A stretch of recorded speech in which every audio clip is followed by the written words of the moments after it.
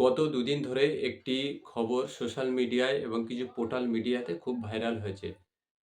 একটি নীল সাদা রং করা ব্রিজের ভিডিও, ছোট্ট ভিডিও ভাইরাল হয়েছে এবং সেখানে দেখা যাচ্ছে ব্রিজের উপরে অনেক গাড়ি আছে এবং ব্রিজের মাঝখানের যে জয়েন্ট, সেই জয়েন্টের একটি অংশ আ নড়ছে।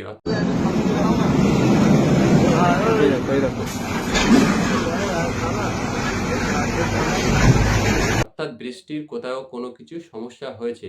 এটা নিয়ে বাংলার বিজেপি পেরোলে চলা নিকৃষ্ট, নির্লজ্জ, বেহায়া ইউটিউবাররা তারা রাজ্য সরকার এবং রাজ্য প্রশাসনকে নোংরাভাবে আক্রমণ করতে শুরু করেছে। এই সমস্ত ইউটিউবার, এই সমস্ত পোর্টাল মিডিয়াদের কাজই হলো রাজ্য সরকারকে নির্লজ্জ, বেহায়ার মতো আক্রমণ করে। এটা এদের জন্মগত অধিকার। অতএব জন্মগত অধিকার যদি না থাকতো তারা কখনোই এরকম টাকার বিনিময়ে বাংলা এবং বাঙালিকে বদনাম করতে পারত না। এখন কি কারণে ব্রিজের এই নড়ে ওঠা এবং এই ব্রিজটি কোথায় অবস্থিত, কোন জেলার সঙ্গে কোন জেলার যোগাযোগ, এই সমস্ত বিষয়টা তাদের তলিয়ে দেখার ক্ষমতাও নেই, যোগ্যতাও নেই। তারা এতটাই নিরেট মূর্খ, শুধুমাত্র টাকাকে চেনে এবং বিজেপিকে সুবিধা করে দেওয়ার জন্য তাদের এই আ নির্লজ্জ বেহায়াপনা ব্যবহার, সেটা আপনাদের বলব। আগে আপনারা শুনে নিন এই ব্রিজটি কোথায় অবস্থিত এবং এই ব্রিজটি কারা তৈরি করেছিল, এই ব্রিজটি কি কারণে নড়ে উঠেছে সেটা আপনারা ১ম এ জেনে নিন। যে ব্রিজটি নিয়ে এত কথা সেটি হলো নদীয়া জেলার নবদ্বীপের ভাগীরথী নদীর উপর দিয়ে একদিকে নদীয়া আর একদিকে বর্ধমান, এই দুটি জেলাকে সংযোগ করেছে এই গৌরাঙ্গ ব্রিজ। এই গৌরাঙ্গ ব্রিজটি ১৯৭২ সালে এর কাজ শুরু হয়েছিল এবং ১৬ই জানুয়ারি ১৯৮৩ সালে এই ব্রিজের কাজটি শেষ হয়। আজ থেকে ঠিক ৪১ বছর আগে এই ব্রিজটিকে জনগণের জন্য আ এই ব্রিজটিকে খুলে দেওয়া হয়েছিল। তারপর থেকে এই ব্রিজটি স্বাভাবিকভাবেই চলছিল। ২০২১ সালে এই ব্রিজটির ঠিক এরকমই একটি সমস্যা দেখা দিয়েছিল। তখন পূর্ত দপ্তরের ইঞ্জিনিয়াররা, তৎকালীন সময়ের আ মন্ত্রী, সকলের প্রচেষ্টায় এই ব্রিজটিকে আবার মেরামত করা হয়। ২০২১ সালের পর থেকে আ আজকে গত দুদিন পূর্বে আবার সেই একই সমস্যা দেখা দিয়েছে। যেটা কিনা আ পৌরসভার ইঞ্জিনিয়ারদের ভাষায় বলা হয় এক্সপেনশন প্লেট, যেটা ব্রিজের নিচেই দেওয়া থাকে, সেটা কয়েক ইঞ্চি বসে যাওয়ার ফলে ব্রিজটি আ একটা অংশ, ব্রিজের একটি অংশ নড়াচড়া করছে।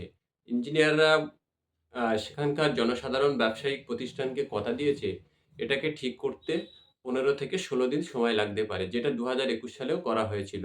এখন এটা নিয়ে এই সমস্ত ইউটিউবাররা যেভাবে নোংরা আক্রমণ করতে শুরু করেছে, তাদের কোনো যোগ্যতা ক্ষমতা নেই। গুজরাটে ৳৫০০ বান্ডিলে, গুজরাটে নরেন্দ্র মোদির রাজ্য, নরেন্দ্র মোদি দীর্ঘদিন সেই রাজ্য শাসন করেছে, বর্তমান ভারতের প্রধানমন্ত্রী। তার রাজ্যে ৳৫০০ নোটের ভিতরে জাল নোট, সম্পূর্ণ একটি জাল নোট ছাপানোর কারখানা ধরা পড়েছে এবং সেখানে বেশ কিছু ৳৫০০ নোটের মধ্যে আ জাতির জনক গান্ধীজির ছবির জায়গায় অনুপম খেরের ছবি ছাপা হয়েছে। ঠিক অনুরূপভাবে ডবল ইঞ্জিন শাসিত ছত্তিশগড়ে একটি সম্পূর্ণ স্টেট ব্যাংকের ব্রাঞ্চ ভুয়োভাবে খোলা হয়েছিল, সেটা আদৌ স্টেট ব্যাংকের ব্রাঞ্চ নয়। নিয়ে তাদের খবর করারও যোগ্যতা নেই। তার কারণ হলো খবর করলেই তারা ছবি হয়ে যাবে। নাগপুর থেকে এমনভাবে তাদের টাইট দেওয়া হবে, তাদের ছবি হয়ে যাওয়া ছাড়া আর কোনো গল্প নেই। এই সমস্ত নিকৃষ্ট, বেহায়া, নির্লজ্জ মিডিয়ারা বাংলা এবং বাঙালিকে আক্রমণ করছে। কিন্তু তারা জানে না এই ব্রিজের মূল সমস্যাটি কোথায় এবং কেন এই ব্রিজের একটি অংশ নড়ে উঠেছে। এই ব্রিজটি ৪১ বছর ধরে সমান্তরালভাবে চলছিল। সেখানে কিছু সমস্যা হতেই পারে। আমাদের দেশের পরিবহন দপ্তর, সড়ক এবং পরিবহন দপ্তরের যিনি কেন্দ্রীয় মন্ত্রী, সেই নীতিন গডকরির বাড়ির সামনের রাস্তায় গাড়ি, সম্পূর্ণ একটি ট্রাক রাস্তার মধ্যে ধসে পড়ে গেলে সেই ট্রাকটিকে তোলার জন্য আবার একটি জেসিবি বা ক্রেন ভাড়া করতে হয়। যে যে রাস্তার মধ্যে গাড়ি বসে গেলে সেই গাড়িকে তোলার জন্য ক্রেন আনতে হয়, সেই সড়ক ও পরিবহন মন্ত্রীর বিরুদ্ধে খবর করার যোগ্যতা ক্ষমতা এদের নেই। এই সমস্ত নির্লজ্জ, বেহায়া, নিকৃষ্টতম সমাজের কিট ইউটিউবারদের আমাদের তরফ থেকে ধিক্কার। এরা কখনোই বাংলা এবং বাঙালিকে ভালো চায় না। বাংলা এবং বাঙালিকে বদনাম করার জন্য এরা নাগপুর এবং বিজেপির থেকে টাকা নিয়ে এটাই করে। এদের কাছে টাকাটাই সর্বোচ্চ শেষ কথা। বাংলা, বাঙালি নিজস্ব সম্মান এটা এদের কাছে কখনোই বড় বিষয় নয়।